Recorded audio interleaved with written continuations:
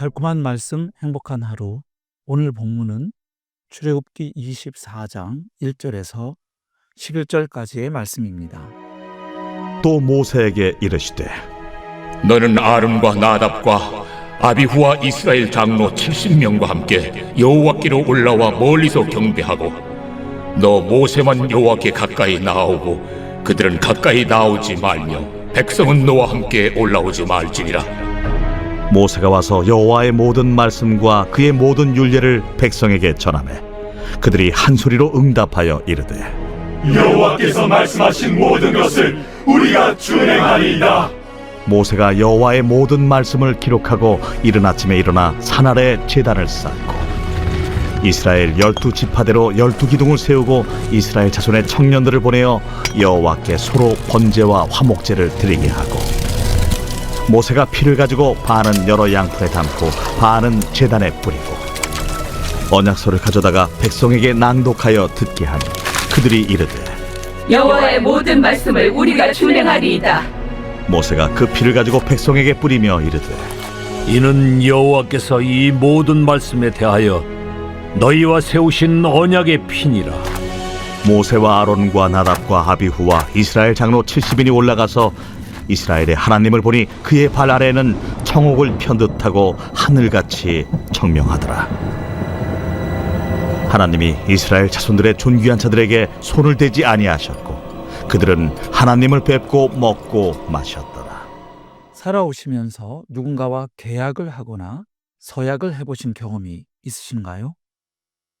아마도 임대차 계약이나 매매 계약 혹은 근로계약이나 혼인서약 등 다양한 언약의 경험이 있으실 겁니다. 사실 우리의 삶 속에서 가장 중요한 관계들은 대부분 언약의 형태로 되어 있습니다. 가령 가정의 기초는 어디에 있습니까? 그것은 부부간의 결혼 서약에 있습니다. 회사는 어떠한가요? 회사에 들어갈 때 우리는 계약서를 써서 법인인 회사와 직원인 우리와의 관계를 설정하고 그것을 지켜나갑니다. 국가도 마찬가지입니다. 수천만의 국민이 복잡한 이해관계 속에서 얽혀 살아가지만 이 거대한 국가도 불과 몇 문장 되지 않는 헌법 조문에 근거하여 질서를 잡고 자신을 지탱하며 앞으로 나아갑니다. 즉 그 헌법이란 국가의 구성원 모두가 함께 맺고 지키기로 한 약속과 다름없는 셈입니다. 이와 같이 언약이라는 개념은 우리의 삶 속에 매우 밀접하게 녹아 있고 또 살아 있습니다. 그런데 언약이 이렇게 인간 사회의 근본적인 질서의 핵심이 되는 이유가 있습니다. 그것은 이 세상을 창조하시고 통치하시는 하나님께서 이 세상과 맺는 관계가 원래부터 언약적이기 때문입니다. 그래서 성경에는 하나님께서 인간과 맺으시는 다양한 언약들이 나옵니다. 그 중에 오늘 본문에는 이른바 시내산 언약이라고 하는 언약이 체결되는 모습이 기록되어 있습니다. 즉 하나님께서 출애굽한 이스라엘 백성들과 시내산에서 언약을 체결하시는 모습이 기록되어 있습니다. 그런데 오늘 본문에서 공식적으로 언약이 체결되고 있지만 사실 19장에서부터 24장까지가 하나님과 이스라엘 사이에 맺어지는 언약의 모습을 보여주고 있습니다. 19장 초반부에서 하나님은 먼저 이스라엘과 언약을 맺으시려는 그 목적을 밝히십니다. 그것은 하나님의 은혜로 출애굽한 이스라엘을 제사장 나라와 거룩한 백성으로 삼으시겠다는 것입니다. 그래서 하나님은 이스라엘 백성이 앞으로 거룩한 하나님의 백성답게 살아갈 수 있도록 십계명을 비롯한 하나님의 율법을 수여하십니다. 즉 율법은 하나님의 은혜로 구원받은 백성의 삶을 위한 규율로 주신 것입니다.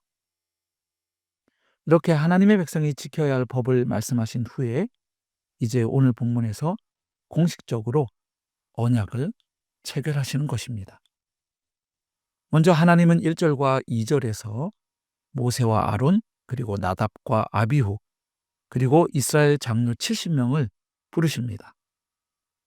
그 중에 모세는 하나님께 더 가까이 나아오도록 명하십니다. 이어서 3절에 보면 모세가 하나님이 주신 각종 법규를 백성들에게 들려줍니다. 그러자 이스라엘 백성은 한 목소리로 하나님의 법을 지키겠다고 대답합니다. 4절과 5절은 공식적인 언약 체결을 위해 준비하는 모습을 보여주고 있습니다. 가령 모세는 여호와의 모든 말씀을 기록합니다. 그리고 시내산 기슭에 제단을 쌓고 12지파를 상징하는 기둥 12개를 세웁니다.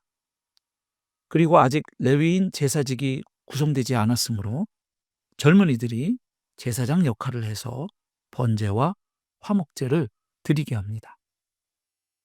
이어서 6절에서 8절까지는 피를 통해 언약을 정식으로 체결하는 모습을 보여줍니다. 모세는 먼저 피의 절반을 대야들에 담아 하나님께 드리고 절반은 제단 위에 뿌립니다. 그리고 모세는 언약서를 가져다가 백성에게 낭독해 줍니다. 그러자 이스라엘 백성은 그것을 행하고 순종할 것을 약속합니다. 이에 모세는 백성에게 피를 뿌리며 하나님이 너희와 세우신 언약의 피라고 말합니다. 이렇게 피 뿌리는 의식을 통해 정식으로 언약이 체결된 것입니다. 이어서 9절에서 11절은 언약 체결을 기념하는 공동 식사의 모습을 보여주고 있습니다. 즉 언약 백성에게 허락되는 하나님의 임재와 교제를 잘 보여줍니다. 자, 이렇게 해서 이스라엘 백성은 하나님의 언약 백성이 되었습니다.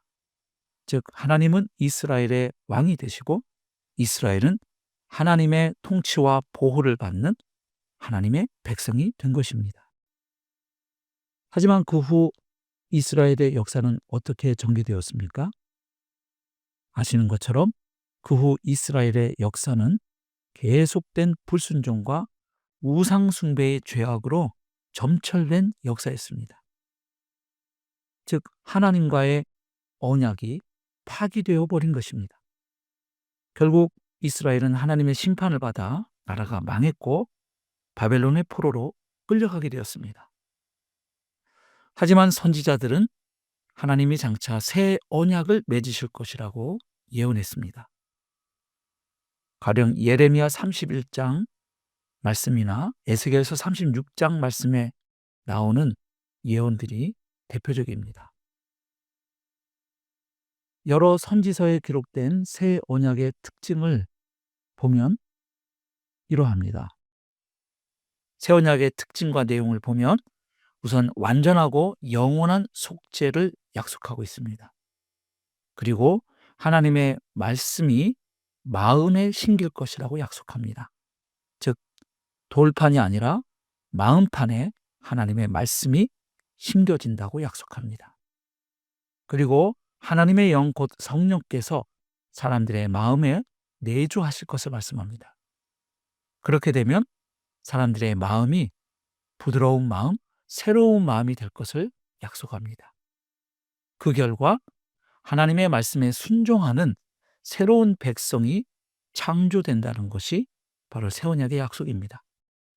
그리고 하나님의 법에 순종하는 새 백성의 창조로 말미암아 열방이 회복되고 하나님께서 영광 받으시고 하나님의 이름이 널리 선포될 것을 약속하고 있습니다. 그러면 이러한 새 언약의 약속을 성취하신 분이 누구이시겠습니까? 바로 예수 그리스도이십니다. 누가복음 22장 20절을 보면 예수님께서는 최후의 만찬 석상에서 제자들에게 포도주를 주시면서 이 잔은 내 피로 세우는 새 언약이라고 말씀하셨습니다. 즉 예수님께서 십자가에 달려 흘리시는 피로 인하여 새 언약이 맺어질 것을 말씀하신 것이죠. 실제로 그 후 예수님께서는 십자가에 달려 죽으셨고 사흘 만에 부활하셨습니다. 그리고 40일 동안 제자들과 함께 하시며 하나님 나라의 일을 말씀하시고 구약 성경을 풀어주셨습니다. 그리고 제자들 보는 데서 승천하셨습니다. 그리고 약 열흘이 지나 오순절에 약속하신 성령이 강림하셨습니다. 즉 구약의 예언자들이 바라보고 소망했던 새 언약의 시대가 도래한 것입니다. 그래서 사도 바울은 로마서 8장과 갈라디아서 5장에서 이제 성도들이 성령을 따라 살아갈 때 율법의 요구가 이루어진다고 말씀합니다. 즉 내 힘과 능력으로는 도무지 살아낼 수 없었던 삶, 하나님의 법에 순종하는 삶을 이제 새 언약 백성은 성령의 도우심을 따라 살아갈 때 그 삶을 살 수 있다고 말씀한 것입니다. 사랑하는 성도 여러분, 오늘 하루도 새 언약 백성임을 기억하고 하나님이 보내어 주신 성령의 인도를 따라 성령의 도움을 받아 살아갈 때 오늘 하루도 하나님의 법에 순종하는 복된 삶을 살아갈 수 있는 것입니다. 바로 그런 삶을 오늘도 살아내시기를 주님의 이름으로 축복합니다. 오늘의 적용 질문입니다.